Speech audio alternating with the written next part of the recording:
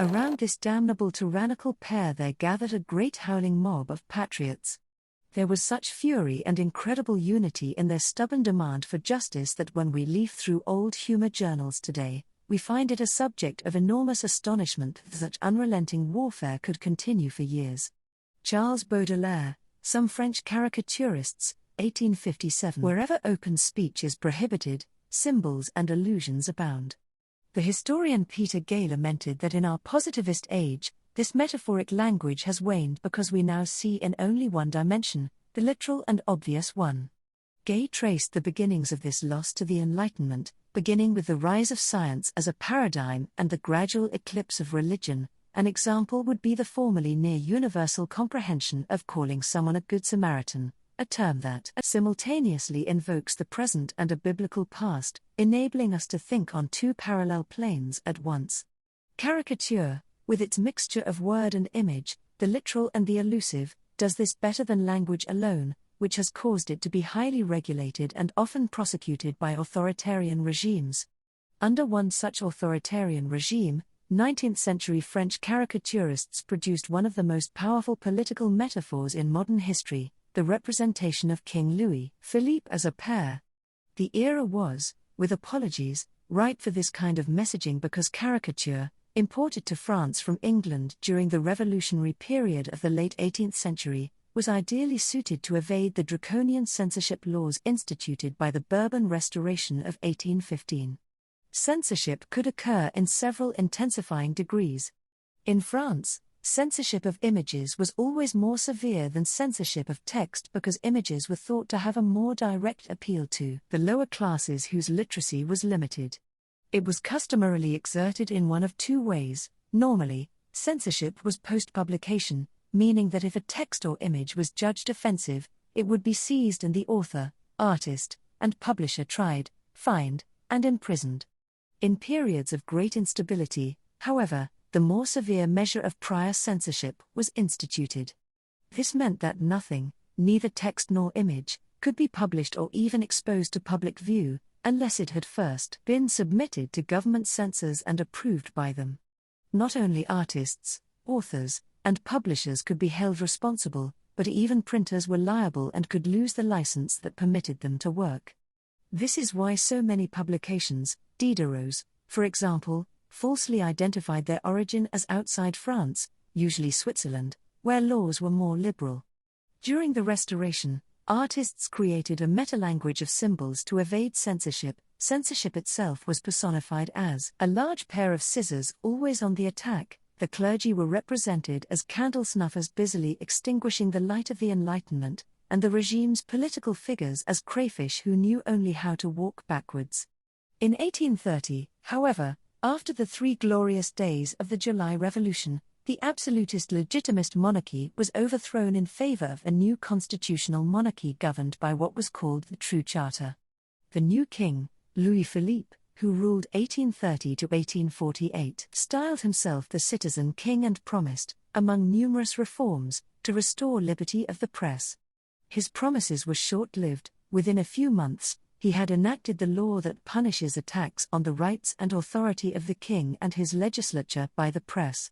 Violators would be punished with a prison sentence of 3 months to 5 years and a fine of 300 to 6,000 francs. While this severe punishment did not in any way dissuade the political opposition, it did inspire even more resourceful evasions. Many of the most notorious 19th-century battles over censorship are well known: the condemnation of Baudelaire's, Flaubert's, Manet's lithograph. Unlike these cases, however, the Battle of the Pear continued for several years because the government was powerless to suppress it, although not for lack of trying. The individual responsible for this battle, Charles Philippon, 1800 to 1861, while not so well known as Baudelaire or Manet, had an outsized influence in 19th-century France. The English novelist William Makepeace Thackeray called him an indifferent artist, a tolerable designer, and an admirable wit. A cartoonist of middling talent, Philippon soon abandoned drawing for publishing, founding several periodicals in which appeared the most memorable cartoons of the century by France's leading artists, among others Daumier, Gavarni, Grandville, and Trévise. Recognizing the limitations of his own artistic talent, He compensated by suggesting subjects and themes to his artists, even writing captions for them and often including lengthy texts explaining the drawing's symbolism, or even denying it to better evade the censors. His empire included the publishing house Orba, named after his brother-in-law, and several periodicals, including 1830 to 1835 and 1832 to 1937, which inspired the English journal, originally subtitled. He also maintained a retail shop where prints from his periodicals could be purchased in black and white or hand-colored, on varying qualities of paper, sold by the sheet, in portfolios, or bound as books. Those lacking funds for purchase could enjoy the changing displays of his shop windows, which often constituted free exhibitions of political opposition. He commissioned trevises to depict his shop, taking advantage of the opportunity to include images of pears in its windows, with a viewer gesturing towards one and commenting, "You have to admit the head of state looks pretty funny." Although Philippon was not the first to suggest the pear as a symbol for King Louis Philippe, he must be credited with its dissemination. It came about seemingly accidentally. Less than a year after Louis Philippe was installed on the throne, Philippon's newly established published an anonymous untitled drawing depicting a mason busily engaged in plastering over all references to the 1830 revolution. Several features of the drawing made its political meaning indisputable. Prominently displayed is Street of July 29, the date of the fall of the legitimist monarchy and installation of Louis Philippe's constitutional monarchy. Another is Liberty or Death, a slogan of the revolution. The mason works from a trough labeled Dupinade. André Dupin was the most outspoken conservative voice in the Chamber of Deputies, opposing every reform that the 1830 revolution had promised to guarantee. What sealed Philippon's fate, however, was the unmistakable resemblance of this mason to Louis Philippe, a clear violation of the new censorship law. Since the drawing was published anonymously, Philippon as publisher was held responsible. At his trial in November 1831, he defended himself with the claim that there was no proof this mason represented the king, whose name, he pointed out, appeared nowhere on the drawing. To demonstrate that his accusers could find the king's physiognomy anywhere, he drew a series of 4 portraits that began with the king's recognizable likeness and ended with a pear. Truth be told, Louis Philippe's physiognomy did somewhat resemble a pear, but an added bonus was that the French word for pear also signifies a fool, although there is some dispute as to whether this meaning predated or was the result of Philippon's metaphor. Philippon's defense did not impress his judges and he was condemned to 6 months in prison and a 2,000-franc fine. Nor was he alone in meeting such a fate. Numerous artists, including Daumier, the most famous cartoonist of the century, were jailed at one time or another for subversive drawings. It is sometimes said that waging a battle with the press is a losing proposition. Nowhere was this more clear than in what transpired next. In the first issue published after his trial, Philippon announced a subscription to pay his fine and warned the government, "Wait until both my hands are paralyzed before you rejoice." He became relentless in promoting the proto-meme of the pear in his journals, with such success that its fame spread internationally. He began by publishing his pear drawings to the original drawings, he added captions with the statements he had made in court. He began thus, "If to identify the monarch in a caricature, you rely solely on a resemblance, then you fall into absurdity. Look at these crude sketches, which should have assured my defense." Under the first he wrote, "This sketch looks like Louis Philippe, so you would condemn it." Under the second, more abstract, he wrote, "So then it would be necessary to condemn this one which resembles the first."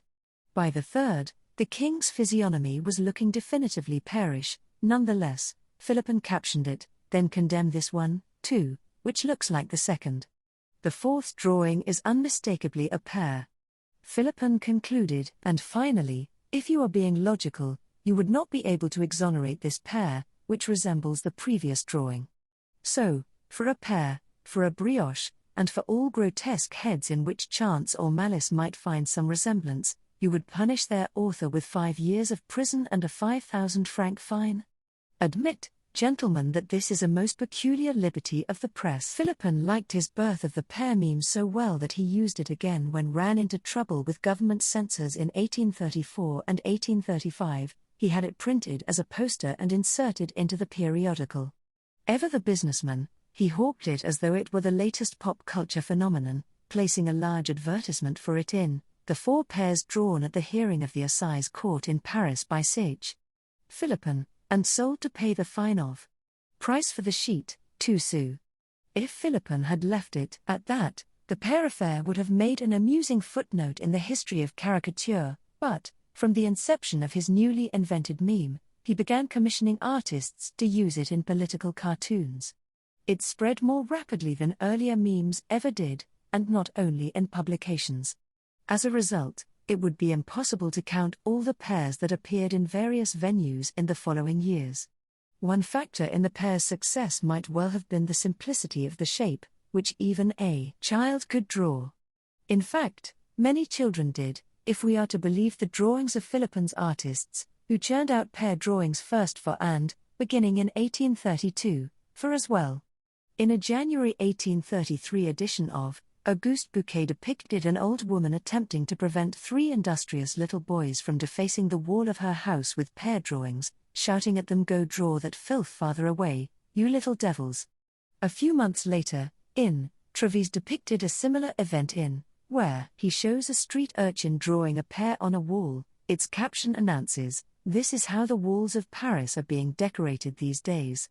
Works like these not only spread the pear meme, they made it clear that all ages and classes were united in detesting the king. Thackeray echoed Treves, writing, "Everyone who was at Paris a few years since must recollect the famous which was chalked upon all the walls of the city, and which bore so ludicrous a resemblance to Louis Philippe."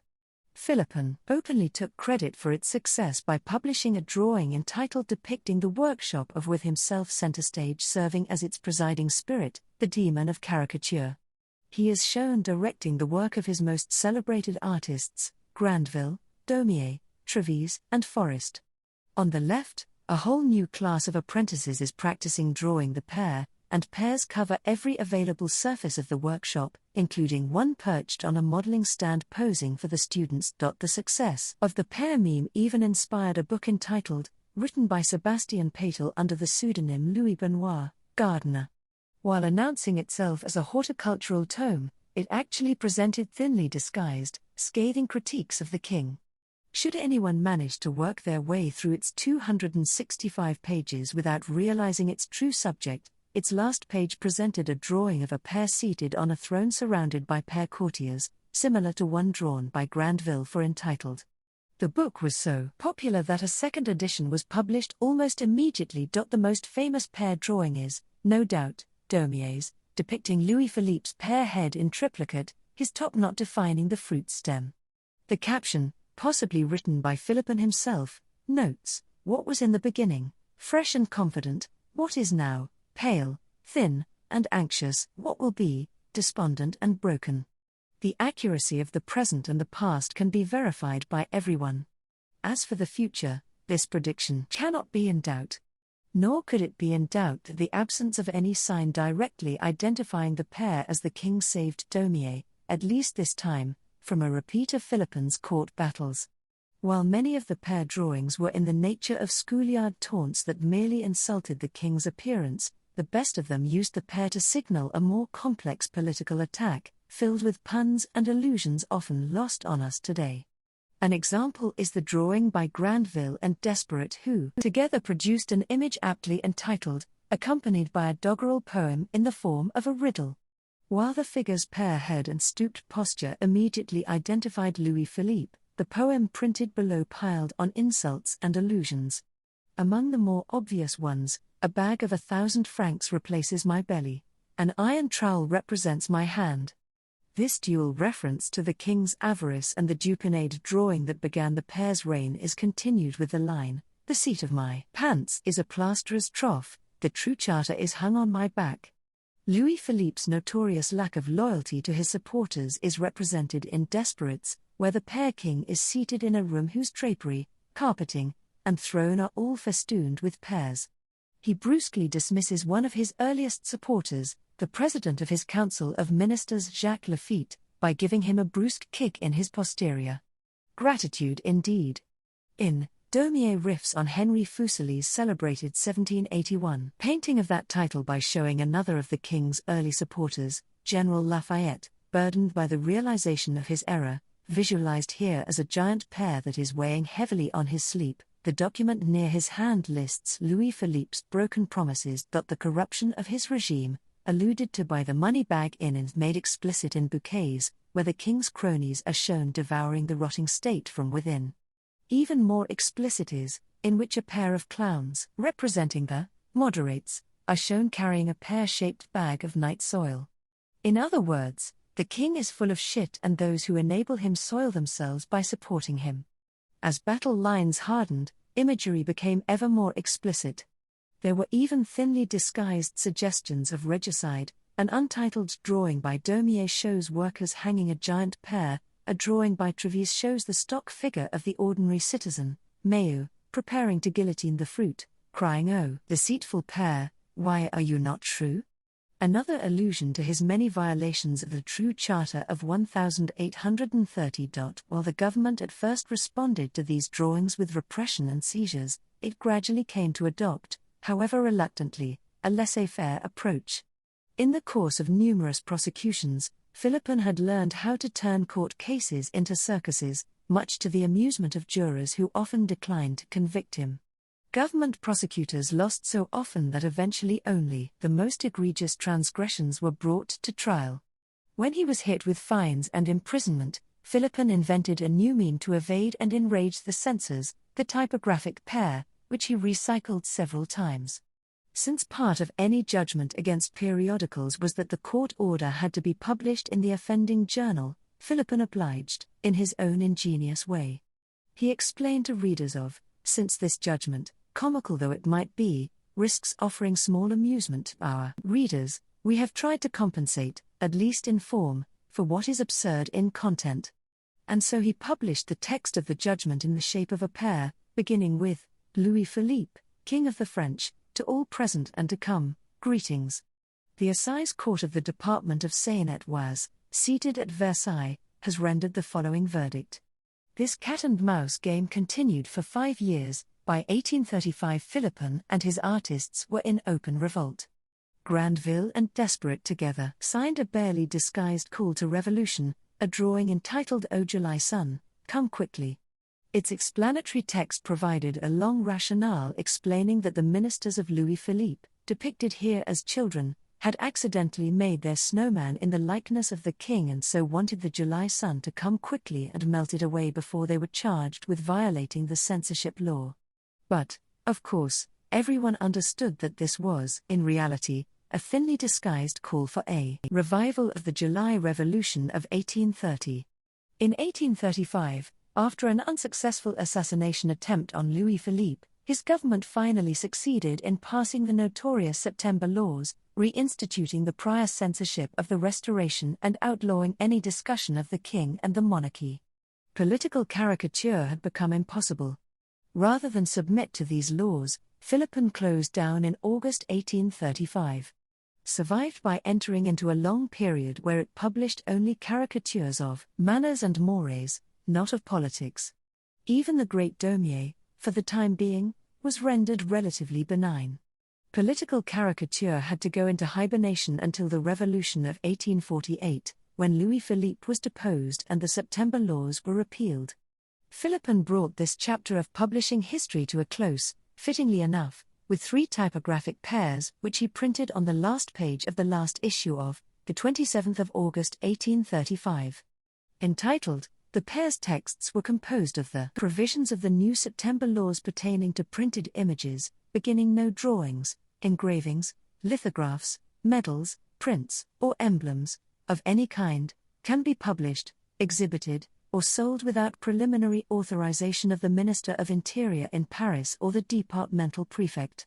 In his final letter to subscribers, Philippon began on a sardonic note, after 4 years and 10 months of existence, is succumbing to a law that re-establishes censorship, by virtue of this formal article of the true charter, censorship will never be permitted to be re-established. He continued, more seriously, by attacking the apostates of liberty. We have pilloried them in our journal, and we have pitilessly exposed them to the ridicule of the people they so exploited.